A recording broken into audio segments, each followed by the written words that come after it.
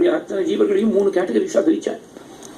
பிரியம் காட்டக்கூடியவர்கள்ட்டையும் பிரியம் காட்டாதவா, பிரியம் காட்டுறவான்ட்டு பிரியம் காட்டுறவா, பிரியம் காட்டாதவர்கள்ட்ட கூட பிரியம் காட்டக்கூடியவா. பிரியம் காட்டாதவர்கள்ட்ட கூட பிரியம் காட்டக்கூடியவா அப்பா அம்மா. குழந்தைகள் நம்மகிட்ட பிரியமாக இல்லாட்டா கூட நம்ம குழந்தைகள் ஆச்சரியம் பிரியம் காட்டக்கூடிய மாதா பிதா. நம்ம சாதாரண ஜனங்கள் தான் நம்மகிட்ட பிரியமாக இருக்கிறவாழ்கிட்ட பிரியமாக இருப்போம். பிரியம் காட்டுறவாழ்கிட்ட கூட பதிலுக்கு பிரியம் காட்டாதவா 4 வர்க்கம் சொன்னாள். 2 பேர் மகாபாபிகள், 2 பேர் ஞானிகள். ஆத்மாராமாக ஆத்மகாமாக அகிருத்யாக குரு துருகாக. ஸ்ரீநன்றி மறந்தவன், தனக்கு உபகாரம் பண்ணவன் திரும்பி பார்க்க மாட்டான். குருவுக்கு துரோகம் பண்ணக்கூடியவன், குரு பண்ண உபகாரத்தை மறந்துட்டு திரும்பி பார்க்காம வந்துடுவன். இவா 2 பேர் மகாபாபிகள்.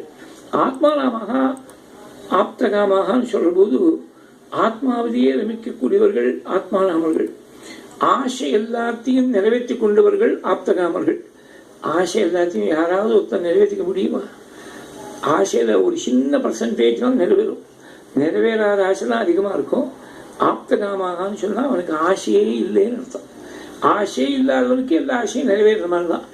அவன் ஆப்தகாமனா இருக்கக்கூடியவன் ஆத்மகாமனா இருப்பன்னு உபனிஷத் பாஷ்யத்தில் ஆச்சாரியாளுடைய வாக்கு.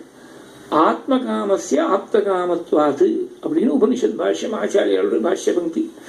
அதாவது ஆத்மாவை தெரிஞ்சுக்கணும்னு ஆசைப்படக்கூடியவன், உலகத்தில் இருக்கக்கூடிய எதுலையுமே ஆசை செலுத்தாமல் ஆத்மார்த்தே பிருத்திவியின் தெரியத்தில் இருக்கக்கூடியவன் ஞானின்னு அர்த்தம்.